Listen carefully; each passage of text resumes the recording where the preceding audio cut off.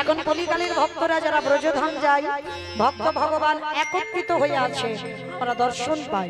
কারণ বঙ্কুজিকে দেখলে আমার বিহারীজিকে দেখা হয়ে যায়, আর বিহারীজিকে দর্শন করলে আমার বঙ্কুজিকে দর্শন করা হয়ে যায়। তো চলেন আজকে আমরা সবাই ওই বৃন্দাবনে গিয়ে আস্বাদন করব বৃন্দাবনের বঙ্কু বিহারী লাল। তো মাইরা লীলাটা এখনকার লীলা নয়, যখনকার লীলা তখন কিন্তু কোনো গাড়ি, ট্রেন, ট্রাম, বাস, যানবাহন এত ছিল না যে নবদ্বীপ থেকে ভক্তরা সব গাড়িতে করে যাবে। তারা যেত কিসে? পায়ে হেঁটে। মানে নবদ্বীপ থেকে হাঁটা শুরু করতো, তারা উত্তরপ্রদেশ যেত। আচ্ছা মাইরা বলো, কোথায় উত্তরপ্রদেশ আর কোথায় আমাদের এই যে নদিয়া নবদ্বীপ ধাম? পশ্চিমবঙ্গ। তাহলে এই যে এতটা রাস্তা একেবারে এক টানা হেঁটে যেতে পারবেন? কখনো কেউ পারবে না। তাহলে একটা জায়গায় একটু বিশ্রাম নিতে হবে। তো চলেন আমরা সরাসরি বৃন্দাবনে গেলাম না, আমরা সবাই মিলে একটা জায়গায় গিয়ে বিশ্রাম নিলাম। জায়গাটা কোথায়? বর্ধমান কাটোয়া কাঞ্চননগর গ্রাম। মানে বর্ধমানে গিয়ে আমরা বিশ্রাম নিলাম, তবে মা যাবো, ভক্ত তৈরি হয়ে যাক, ভক্তকে নিয়ে বৃন্দাবন যাব। তাহলে আজকে আমরা সবাই গেলাম বর্ধমান কাটোয়া কাঞ্চননগর গ্রাম।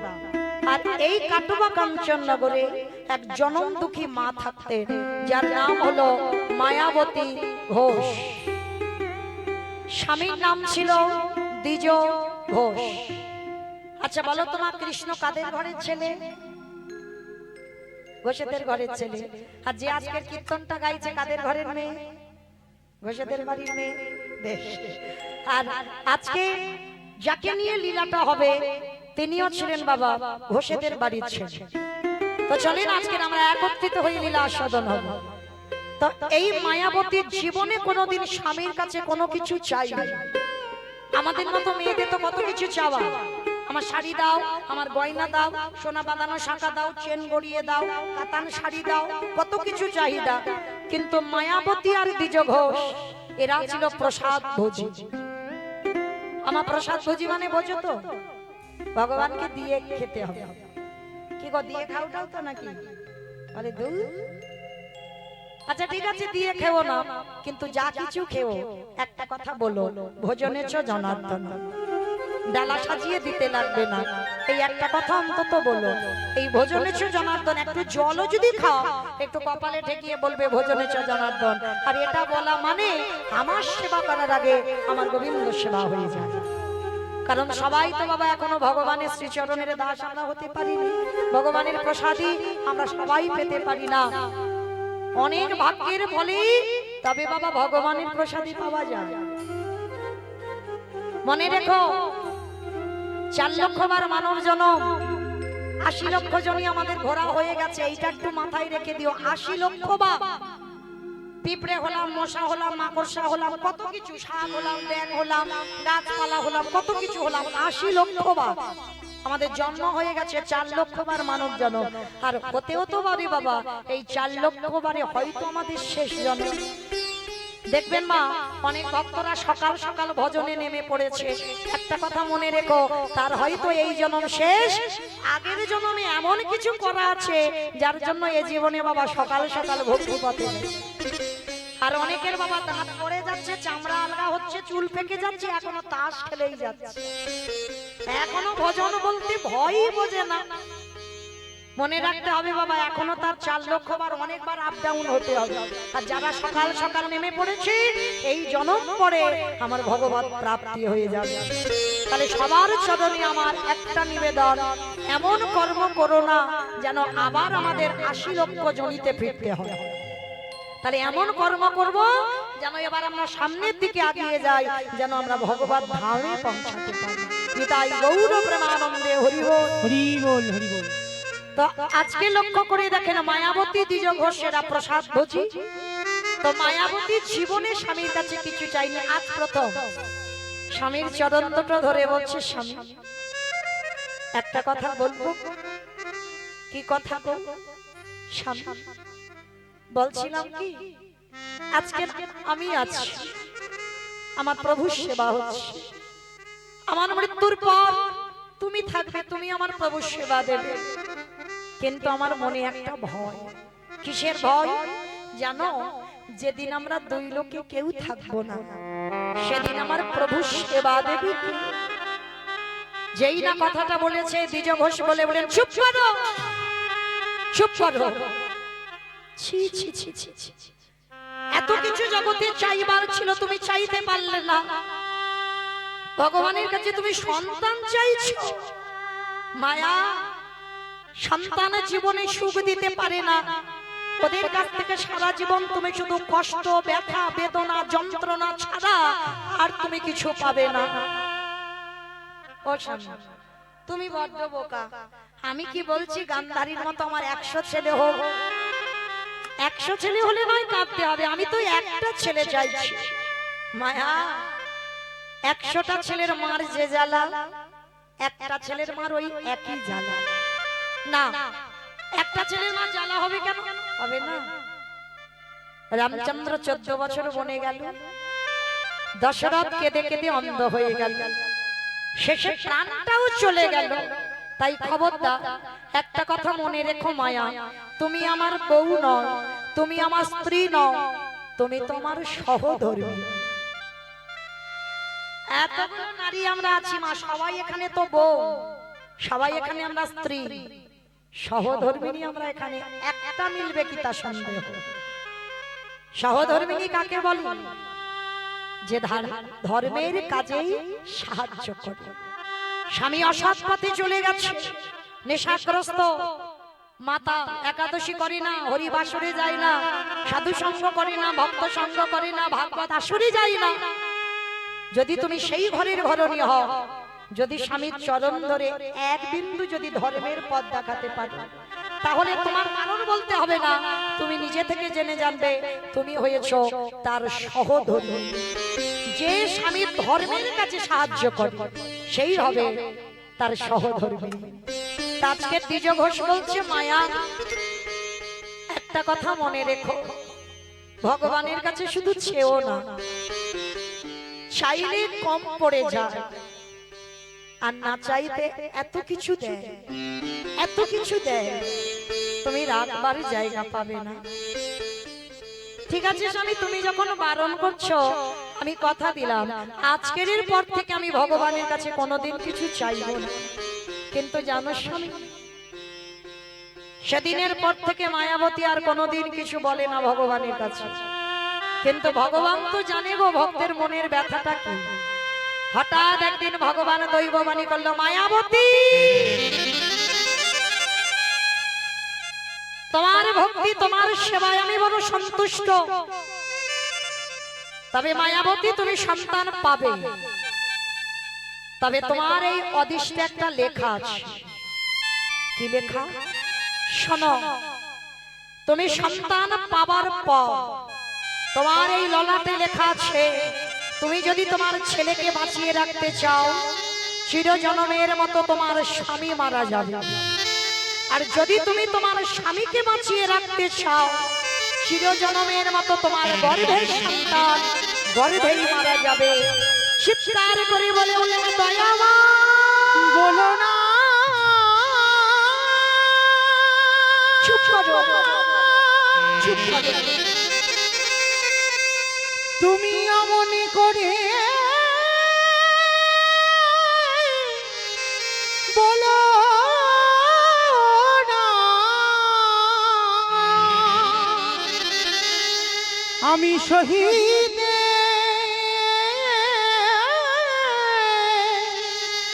পারিব পারিব না। এটা তুমি কি করে বলতে পারলে প্রভু? সন্তান চেয়েছি আমার জন্য নয়, সন্তান চেয়েছি আমার স্বামীর জন্য নয়, সন্তান চেয়েছিলাম আমি ভগবানের সেবার জন্য। মায়া, করার তো কিছু নেই, তোমার ললাটে লেখাই এটা আছে, তোমার অদৃষ্টি লেখাই আছে। ছেলেকে বাঁচাতে গেলে স্বামী মারা যাবে, আর স্বামীকে বাঁচাতে গেলে তোমার ছেলে মারা যাবে। বলো তুমি কাকে চাও? কি গো মায়েরা, কত বড় কঠিন পরীক্ষা দেখেন একটা নারীর জীবনে। নারীর জীবনে তো তিনটেই প্রধান গো, সংসার, তার সন্তান, তার স্বামী। আচ্ছা বলো তো মা, আপনাদের প্রশ্ন করি, আপনারা ছেলেকে বেশি ভালোবাসেন না স্বামীকে বেশি ভালোবাসেন? ভেবে বলবেন কিন্তু। ছেলেকে বেশি না স্বামীকে বেশি? স্বামীকে? ছেলেকে? একজন বলছে ছেলে, একজন বলছে স্বামী, আর কেউ? দুজনকে দুজনকে। ওটা ছেলেকে। বাহ। আর এ বলছে দুজনকে, মানে ওটা মন রাখা কথা, মানে কেউ যাতে চটে না যায়।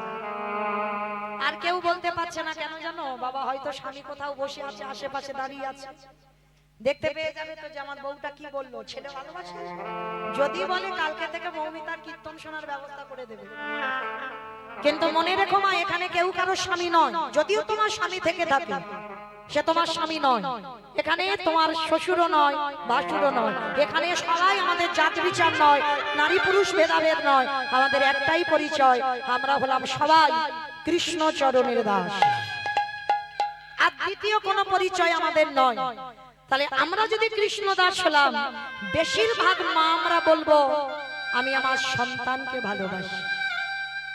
যে মা 10 মাস গর্ভের যাতনাটা পেয়েছে সে মা জানে, আর যে মা পাইনি সে মা কিন্তু বলতে পারবে না, বেদনাটা বুঝবে না। তা মায়াবতী এক বাক্যে বলেছিল, এখনো ছেলের জন্ম দেয়নি, তার প্রতি মায়াও পড়ে, কিন্তু এক বাক্যে বলেছিল ভগবানের সেবার জন্য, আমার যদি তোমার সেবার জন্য আমাকে বৈধব্য জ্বালা পেতে হয়, আমি হাসতে হাসতে রাজি প্রভু, কিন্তু আমি চাই তুমি আমার স্বামীকে কেড়ে নিয়ে তুমি আমার সন্তানকে বাঁচিয়ে দাও। ভগবান বলেছিল, বাহ বাহ মায়া বাহ, তোমার এত বড় ত্যাগ। তবে আমি তোমায় আশীর্বাদ দিলাম, যতদিন তোমার গর্ভটা লুকানো থাকবে ততদিন তোমার স্বামী জীবিত থাকবে। মা কতদিন গর্ভ লুকাবো? জোর 5 মাস, এরপরে তো প্রকাশ হবে। হঠাৎ একদিন প্রকাশ পেল। দুপুরবেলা দ্বিজ ঘোষ বুঝতে পারলো সন্তানের জননী হয়েছে মায়াবতী। যখন আনন্দের খবরটা জানতে চাইল, মায়াবতী ঢুকরে ঢুকরে কাঁদছে। হে গো, তুমি কাঁদছো কেন? কি হয়েছে তোমার? আজ তো আমাদের আনন্দের দিন, আজ তো আমাদের দুঃখের দিন নয়। তুমি মা হবে, আমি বাবালা বালা ডাক শুনবো, আর তুমি কাঁদছো কেন? আজকে তুমি এই সন্তানের কথা জেনে গেলে মানে আজই দৈব দুর্ঘটনায় আমার এই অদৃষ্টে লেখা আছে, আজই দৈব দুর্ঘটনায় তোমার মৃত্যু হয়ে যাবে। কথাটা বলা শেষ, হঠাৎ বাবা অজানা জ্বর এসে দ্বিজ ঘোষের শরীরে প্রবেশ করলো। হঠাৎ বুকের যন্ত্রণা দ্বিজ ঘোষের, এত বুকের যন্ত্রণা, এত জ্বালা আর সহ্য হচ্ছে না। মায়াবতী, আর বুঝি আমি বাঁচবো না মায়া, আর বেশিক্ষণ আমার হাতে সময় নেই। তুমি কথা দাও, তুমি আমার মৃত্যুর সময় কথা দাও, যে সন্তান তোমার গর্ভে আছে আমার মৃত্যুর পরে এই সমাজ তোমাকে বলবে দ্বিচারিণী, এই সমাজ তোমাকে বলবে কলঙ্কিনী। বলে বলো, কিন্তু কথা দাও, যে সন্তান তোমার গর্ভে আছে আমার মৃত্যুর পর ওর জন্ম যেদিন হবে তার পরের দিন থেকে ওকে করে তুলবে তুমি কৃষ্ণ ভক্ত। কথাটা বলে দ্বিজ ঘোষের মৃত্যু হয়ে গেল।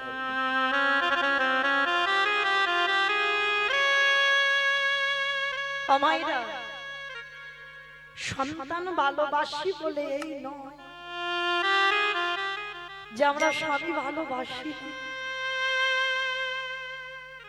ভালোবাসা তো দেখানোর জিনিস নয় গো।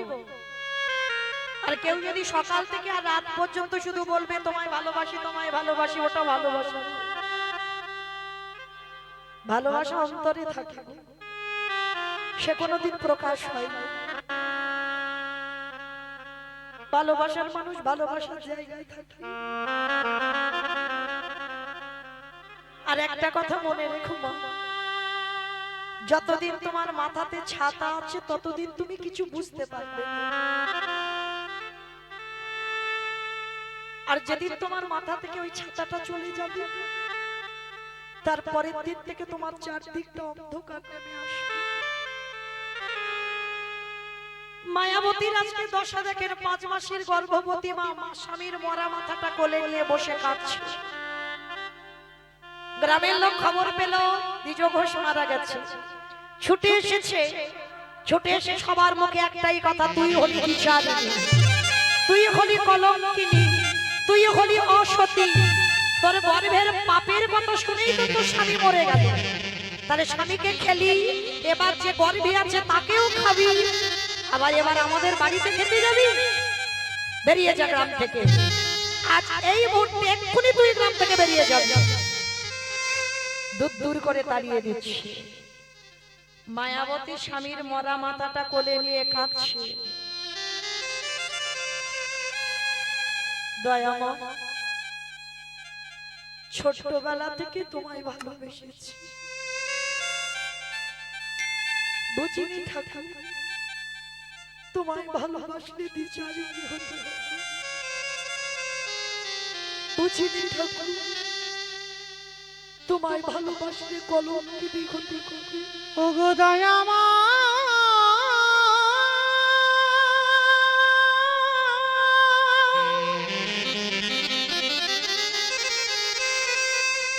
যে জনি তোমার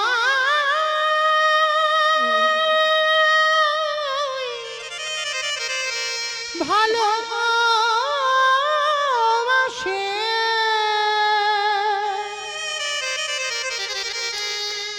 তারি কি এমনি করে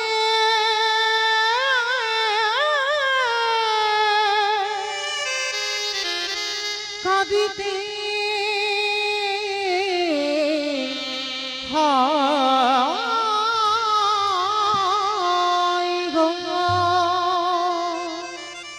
মায়াবতী নয়ন জলে কাঁদে আর বলে, উত্তর দাও, তোমার কাছে জীবনে তো আমি সংসারে চাইনি, তোমার কাছে আমি কাউকে কোনোদিন চাইনি, তাহলে দিলে যদি কেন আমার কাছ থেকে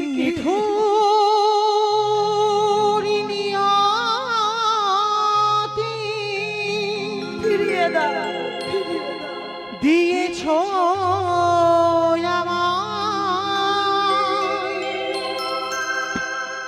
আখি জালিও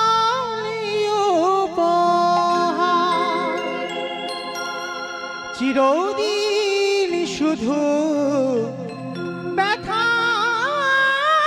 দিলে, দিলে না তো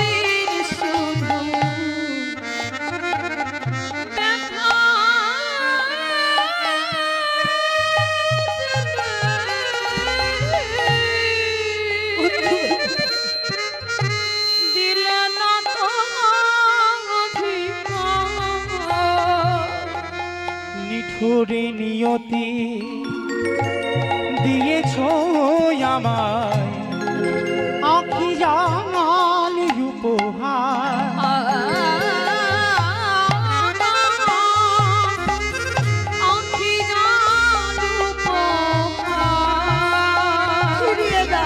ব্যথা দিয়ে তুমি যদি সুখ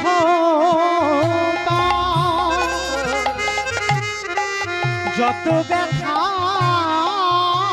প্রভু তুমি আমায় দিয়ে যাও, ব্যথা দিয়ে তুমি যদি সুখ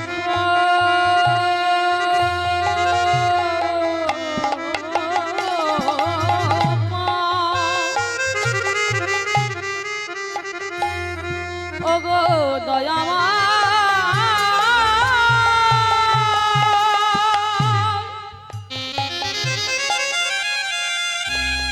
ওগো কৃপাময়,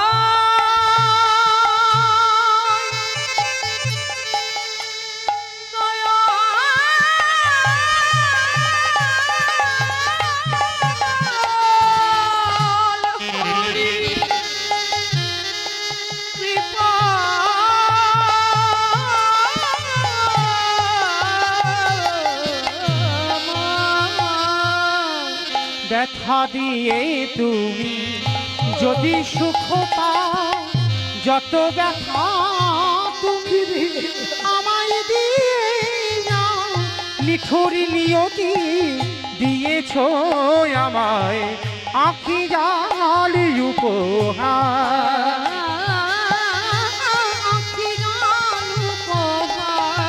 তুমি কেড়ে নিও না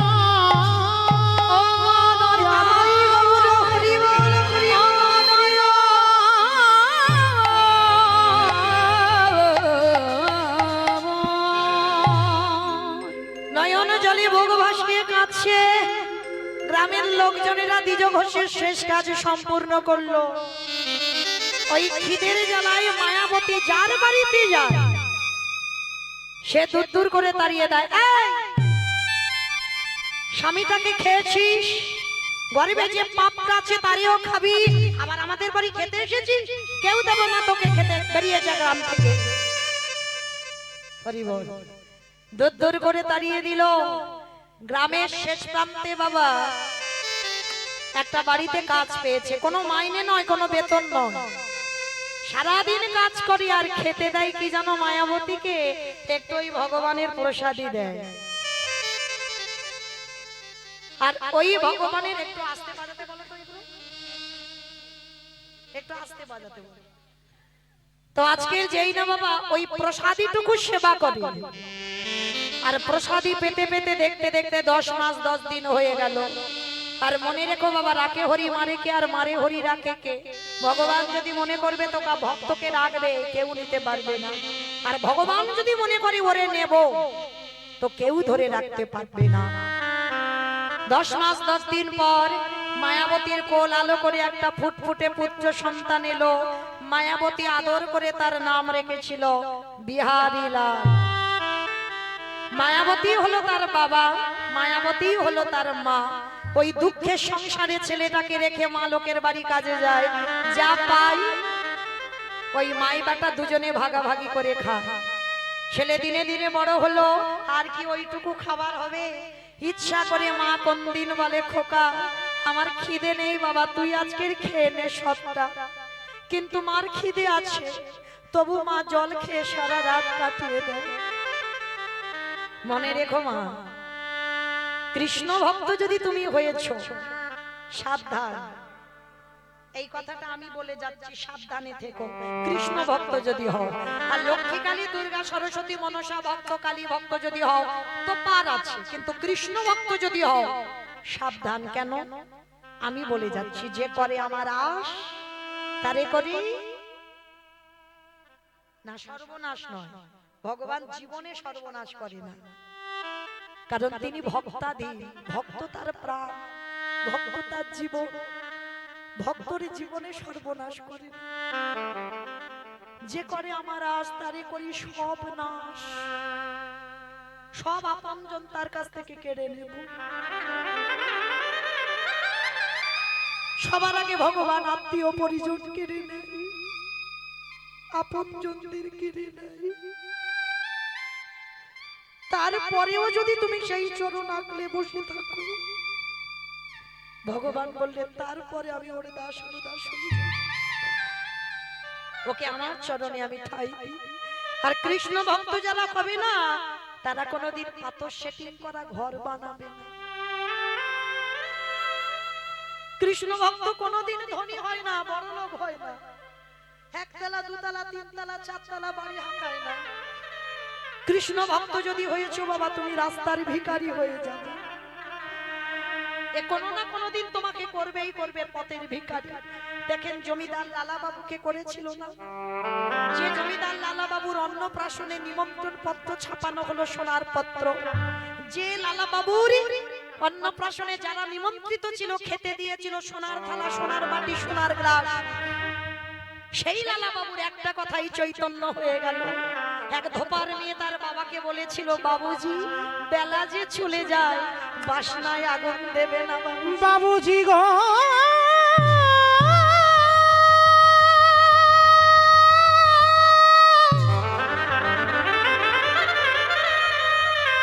বেলা যে চলে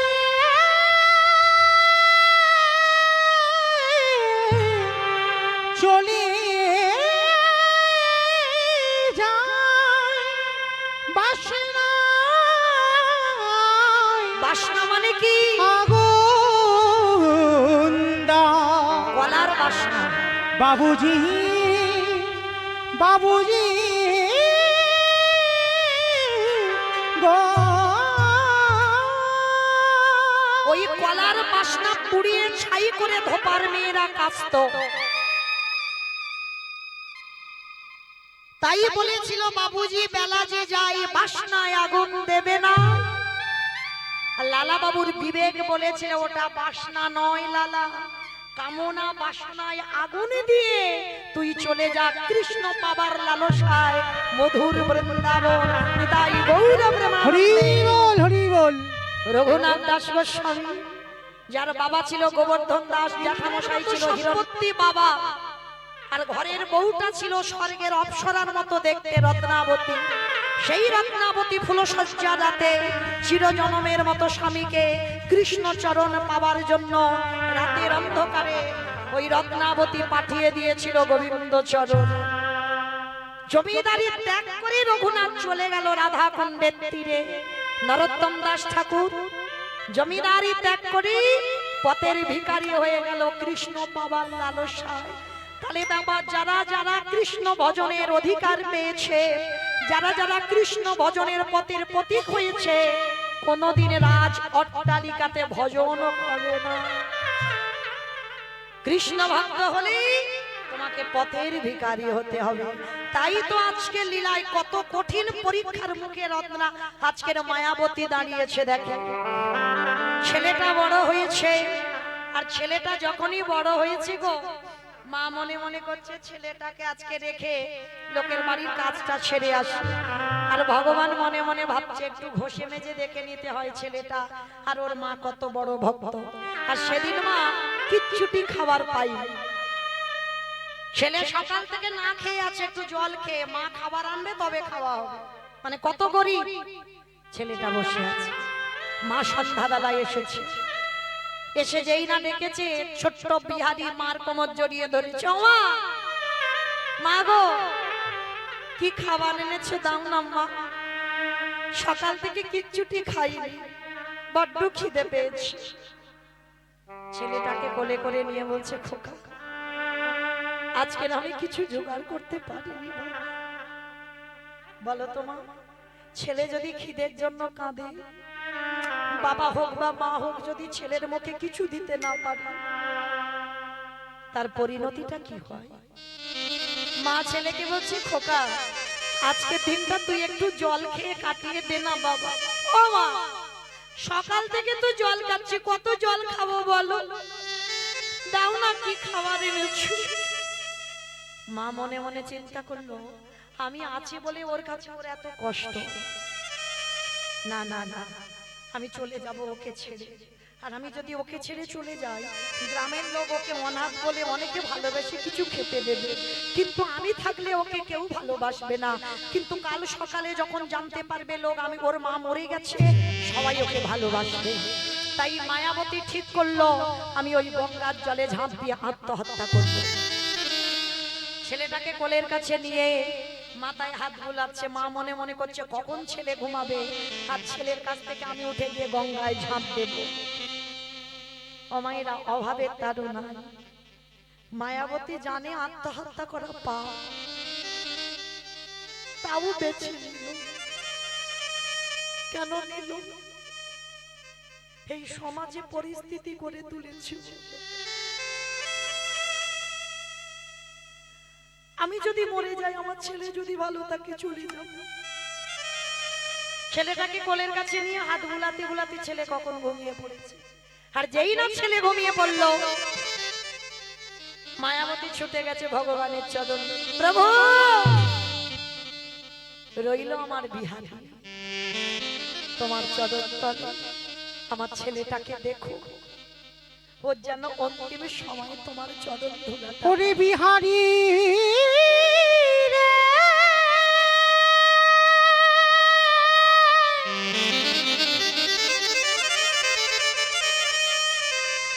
আমি চলে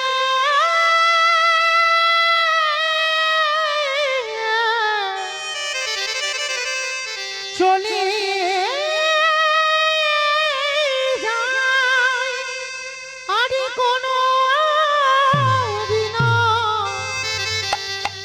কাছে ফিরে আসব না। ওরে বিহারি আমি চলে যাই। ছেলেটার কাছ থেকে সবে মা এক পা তুলেছে, ছোট্ট ছেলের ঘুম ভেঙে গেল। মার কোমর জড়িয়ে ধরে বললেন, মা মা, ও মা, কোথায় চলে যাচ্ছ আমায় ছেড়ে? আমি কথা দিলাম মা, আমি জীবনে তোমার কাছে আর খেতে চাইবো না। আমি জীবনে বলবো না আমার খিদে পেয়েছে, কিন্তু তুমি চলে যেও না, তুমি আমার কাছে থাকো। ছেলেকে জড়িয়ে ধরে বলল, খোকা আমি যাব না কোথাও, কথা দিলাম। ছোট্ট ছেলে মার কোমর জড়িয়ে ধরে বলছে, ও মামা, বলতে পারো আমাদের কেন এত কষ্ট? বলতে পারো কেন আমাদের এত দুঃখ? আমার কৃষ্ণ কি পারে না আমার একটু বড় লোক করে দিতে? চুপ কর, চুপ কর বাবা, চুপ কর। জীবনে আর ওই কথা মুখে আনবি না। বড় লোক হতে চাস না? ওরে, বড় লোক হলে তো কৃষ্ণ ভুলে যা। যত গরিব থাকবি, যত ভিখারি থাকবি, তত আমার কৃষ্ণ কাছে কাছে থাকবি। আর ভগবানের কাছে যদি কোনোদিন কিছু চাইতে হয়, সবাইকে বলে যায় একটা জিনিস চেও, কৃষ্ণ আমি যেন সারা জীবন কাঁদতে পারি, সারা জীবন আমার কাছ থেকে সব কেড়ে নিস, কিন্তু আমার কাছ থেকে আমার চোখের জলটা যেন কেড়ে নিস। ভগবানকে পেতে গেলে মা ভক্তের এই একটাই সম্পদ আছে, রাজভোগ দিয়ে ডাকলে ও সাড়া দেয় না, রজনীগন্ধার মালা দিয়ে ডাকলে ও সাড়া দেয় না, দামি পোশাক পরিয়ে দিয়ে ডাকলে সাড়া দেয় না। ভগবান দুর্বল তখনই হয়ে যায় ভক্ত যদি একবার কাঁদা প্রাণে ডাকে। তাই ভগবানের কাছে চেয়েও দয়াময়, যতদিন পৃথিবীতে থাকবো আমি ততদিন যেন কৃষ্ণ বলে কাঁদতে। ওগো দয়াময়,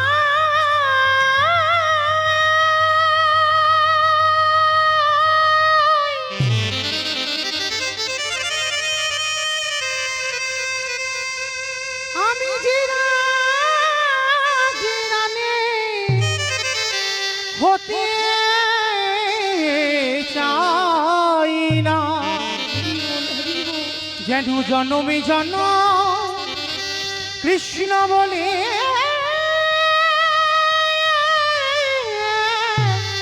কাঁদিতে পারি। ছোট্ট বিহারীকে যেই বলল, বিহারী বলল, আমার ঠিক আছে, আমি আর কোনোদিন বলবো না যে আমি বড় লোক হতে চাই। ঠিক আছে ও মামা, তুমি তো লোকের বাড়ি কাজ করে এত বড় করেছো আমা, তুমি রোজ কাজে যাও, আমিও কাজে যাব। হ্যাঁ রে বাবা, এইটুকু বাচ্চা তুই কি কাজে যাবি? ও মামা, আমি তো ঘোষের ছেলে, আমি তো গরুর কাজগুলো পারবো। তুমি একটু দাঁড়াও, আমি একটা কাজ খুঁজে নিয়ে আসি। ওই গোয়ালা পাড়াতে গিয়ে ছোট্ট বিহারী ডাক দিয়েছে, বাবুজি, ও বাবুজি, আমার মার খুব কষ্ট গো, লোকের বাড়ি কাজ করে আমায় মানুষ করেছে। বাবু, তোমার বাড়িতে এই এতগুলো গরু আছে, আমাকে দু চারটে চড়াতে দেবে? তা বাবুজি বলছে, ঠিক আছে, তোর যখন এত কষ্ট, তুই আমার বাড়িতে 6টা গরু আছে, আজকে থেকে চড়াবি। লীলার পাশে ভাবক বললেন, মূর্খ, 6টা গরু যদি ও চড়াবে, তোর বাড়ি আসবে কেন? 6টা গরু তো আপনারা চড়াচ্ছেন, আমি চড়াচ্ছি, আমার এই সম্প্রদায় কটা চড়াচ্ছে। কাম ক্রোধ লোভ মোহ মদ মাশ্চর্য, এই তো 6টা গরু আপনারা আমরা চড়াচ্ছি। 5 বছরের বাচ্চা 6টা গরু চড়াতে পারি? বলছে, বাবুজি আমি 6টা পারবো না, আমি 2-3টে পারি। ঠিক আছে, তুই তাই চড়া, আর শোন, মাস গেলে তোকে 4 আনা মাইনে দেব। ঠিক আছে, তাই হবে। তো ছোট্ট বিহারী মাঠে মাঠে গরু চড়াই। অমাইরা, একটা কথা মনে রেখো, আমাদের ছেলে পুলেদের মতো ওদের খেলনা নয়, আমাদের ছেলেদের একটা মোবাইল হলে যেন খুব ভালো হয়। ওই যে একটা কি খেলা উঠেছে না, ফ্রি ফায়ার, ওতেই তো সর্বনাশ হলো লকডাউনে। তাচ্ছে আমাদের ছেলেদের মোবাইল খেলা, আর আজকের বিহারীর তো ওসব খেলা নয়। তার বীজ ভালো, তার মাটি ভালো। কি গো, কোন মাটি? আপনাদের এই গ্রামের মাটির কথা বলছি না। বাবা হলো বীজ, মা হলো ক্ষেত্র বা মাটি। যে বীজ বপন করা হলো, মাটিটা যদি নোনা লেগে যায়, মাটি যদি আগাছা কুগাছা জন্মে যায়, তাহলে মাটির ফসলের জীবনে ভালো হবে না। আগে মাটিটাকে ভালো হতে হবে, তবে বাবা তার ফসলটা ভালো হবে। আজকের বিহারীর বীজ ভালো, মাটি ভালো। আজকে ছেলেটাও কিরকম তৈরি হয়েছে দেখো, মাঠে গরু চড়াচ্ছে আর ওর একটাই খেলা, ব্রজের কাকা কোন দুঃখে তো রাজা বলে দাগা ঢোকা উলুধ্বনি হয় না, উলুধ্বনি।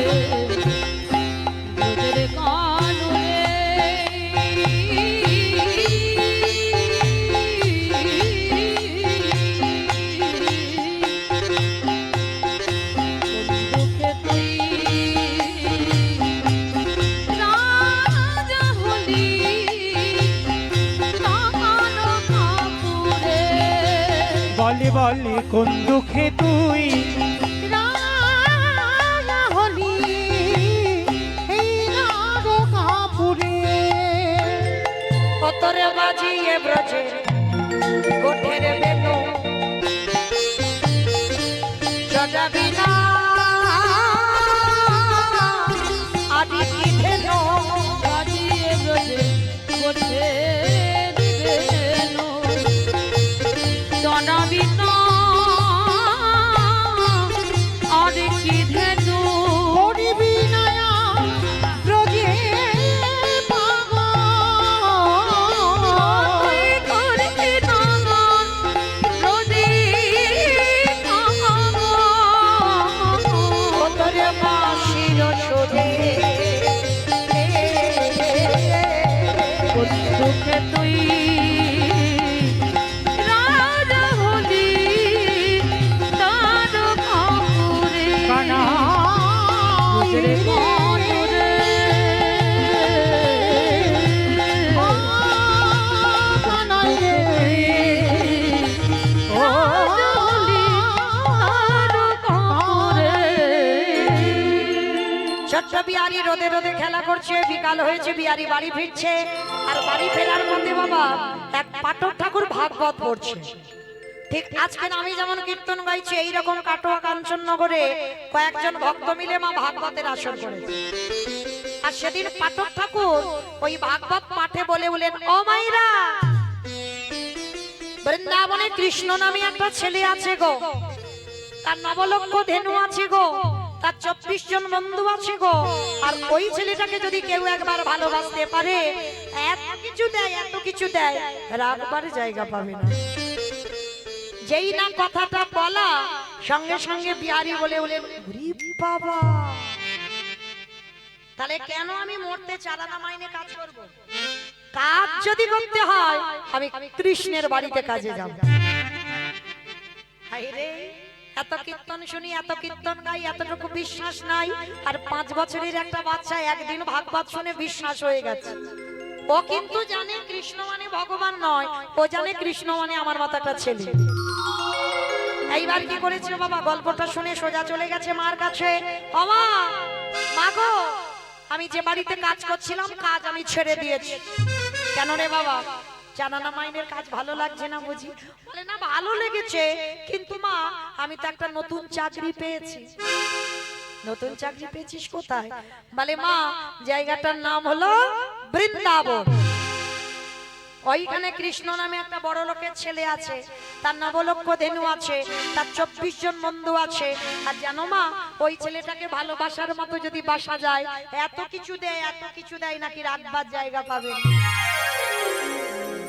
যেই না কথাটা বলেছে বাবা, সঙ্গে সঙ্গে বিহারীকে বলে বলেন, এই খোকা, ওইটা তো লীলা, কৃষ্ণ বৃন্দাবনে থাকে না। না, তুমি জানো না বৃন্দাবনে কৃষ্ণ আছে, আছে, আছে। কি পাগলের পাল্লায় পড়েছি বলো তিনি দেখি। এই তুই কি বলছিস? তোর মা মিথ্যা বলছে? ঠিক আছে, আমি মিথ্যা বলছি। যে ওই পাঠক ঠাকুর বলেছে, তুই তার কাছে যা। তো ছোট্ট বিহারী সোজা সরল ছেলে ছুটে গেছে যেখানে পাঠ হচ্ছিল পাঠক ঠাকুরের কাছে। পাঠক ঠাকুরের কাছে গিয়ে বলছে, পাঠক ঠাকুর, ও পাঠক ঠাকুর, সত্যি করে বলো তো, কালকে তুমি এখানে বসে বলনি বৃন্দাবনে কৃষ্ণ নামে একটা ছেলে আছে? হ্যাঁ বলেছি। দাদা দাদা দাদা দাদা হরি বল।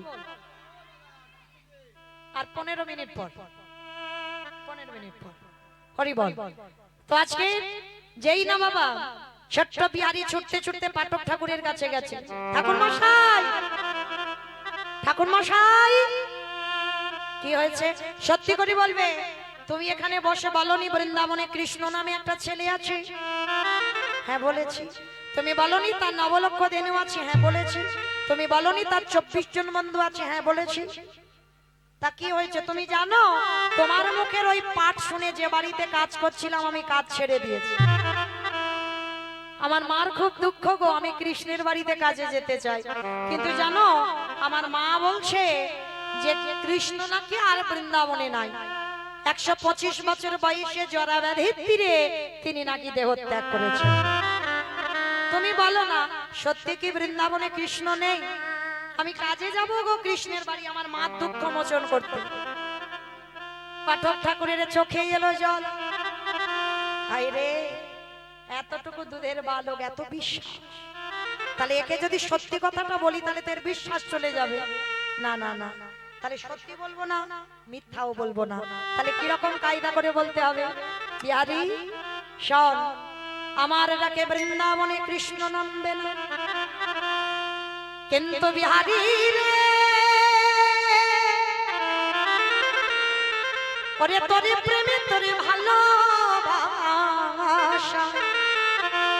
আমার কৃষ্ণকে নতুন করে ব্রজে লীলা করিতে হবে। ওরে বিহারি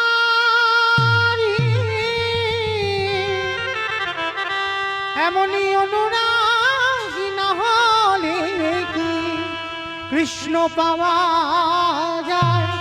এমনে ভালোবাসা